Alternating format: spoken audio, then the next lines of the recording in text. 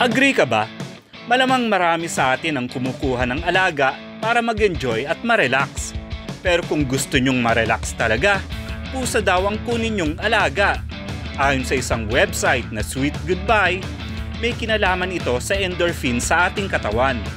Ang endorphins ay mga hormones na nagmumula sa utak natin at lumalabas kapag tayo nakakaramdam ng sakit o stress upang guminhawa ang kalagayan natin. Ang mga pusa ay meron din nito. Kapag masaya ang inyong pusa, gagawa ng purring ang inyong alaga at kanila rin itong ginagawa kung gustong ma-relax ang mga pusa.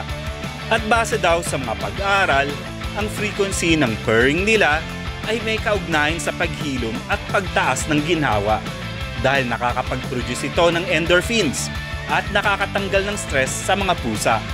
At hindi lang sa pusa ito, kundi pati na rin sa kanilang mga amo. Agree ka ba?